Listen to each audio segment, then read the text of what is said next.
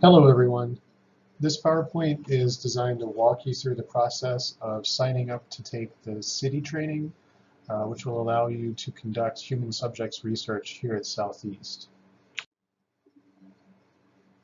So basically, you start out by going to the Provost's website, and I've provided a link here, and you can download and read the Human Subjects Research Determination Worksheet, or as it's usually known when you're talking to people, the determination form.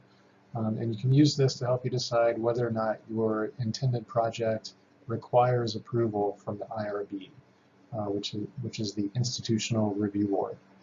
Basically, the criteria define whether or not it involves humans, which I think is the easier part to decide, and whether or not it counts as research, which is actually a little bit tricky.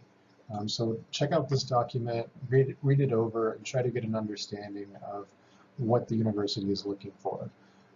I will go ahead and tell you that several of our assignments in this course do count as human subjects research, so you want to go ahead and proceed with the rest of this process.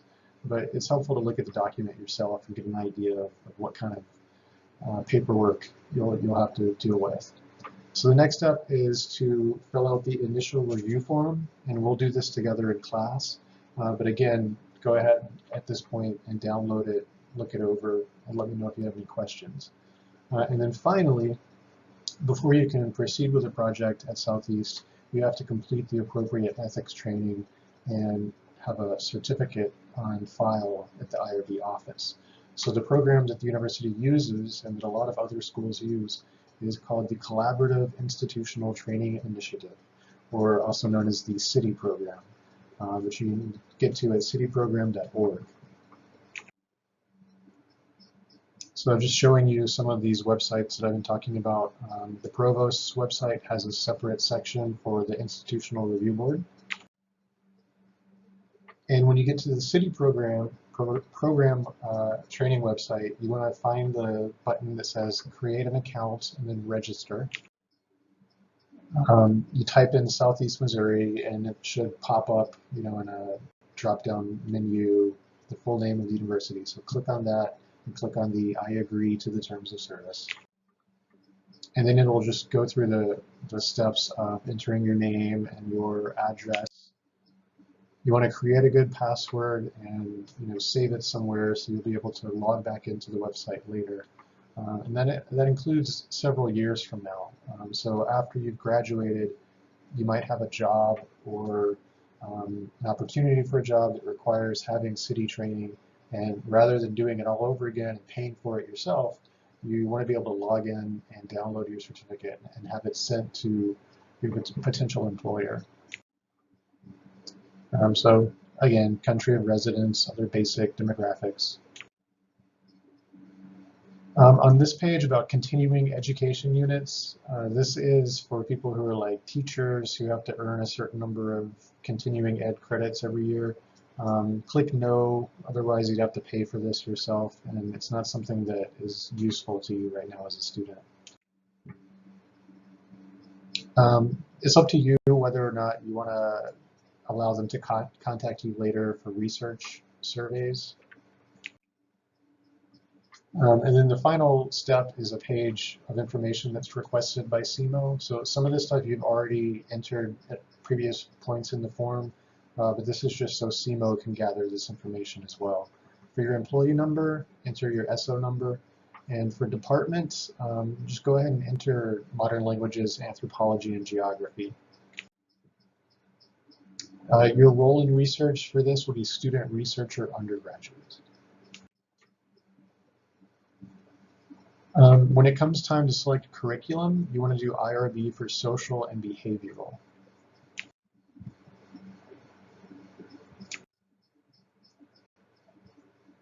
And then for the responsible conduct of research course, you want to select, again, social and behavioral responsible conduct of research. We will not be working with any animals in this course. So after you've signed up, this is what your dashboard should look like. You have two courses. One of them is pretty short. It's just like how to be a responsible researcher and don't commit fraud or horrible ethics violations. The other one is much longer, and it goes through sort of the history of research in the US and why we have IRBs, and a more in-depth view of some of the issues that come up when doing research. So when you first enter these courses, you'll see that you have a 0%. You've got a lot of incomplete courses to do. To pass the module, you have to score at least 80%. I'm not sure if that means 80% averaged across all of them, but I think it means 80% on each one. But the way it works is you read a page of information, and then you take the quiz, and you can immediately try the quiz over again and over again and over again until you get an adequate score. And some of them have questions that will vary a little bit between each attempt, so you want to take that into account. Don't just think you can select the same one each time and get it right. So just read carefully. What I like to do is I open the quiz, and then I open up another tab that has the original page of information, so that if I have a question about one of the questions, I can go back and read and find where it was talking about that specific topic. These are all multiple choice questions, and so they can be a little bit tricky the way they're worded sometimes. So you want to just keep trying over and over again until you've got the perfect score. There are some supplemental modules that don't count towards your certificate, but for our purposes in this course, I would like you guys to do these three: the cultural competence in research, which is really more focused on medical research, but it still raises some interesting questions about how people are thinking about culture. And we can talk about, how anthropologists might have a different take on that topic. Students in research, which both involves doing research about students and doing research with students or as students. So that one in particular is a good module to start with, because it's a little bit longer, but it provides a nice summary of the entire IRB process. I'm going to start using that module for a lot of my other classes, just have them read it over and understand what IRB is all about.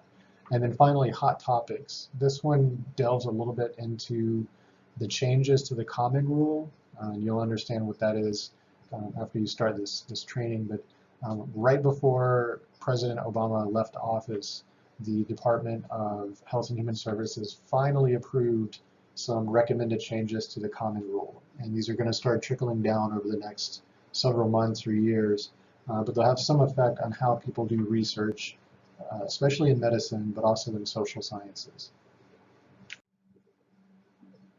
After you've completed the courses, you'll start seeing, instead of the status incomplete in red, you'll see the date on which you passed it in green.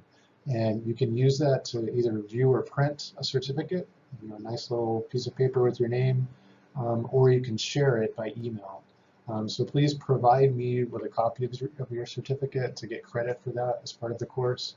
I'm happy to take it by email, or if you want to bring a printed copy, that's okay too. And then they also request a post-course evaluation survey if you want. And I think that's it. We'll talk more about the CITI training in class, but I wanted to give you guys the opportunity to start on this early. You can knock it out over the summer before we start back in classes, and that way you'll have a little bit more free time in your schedule.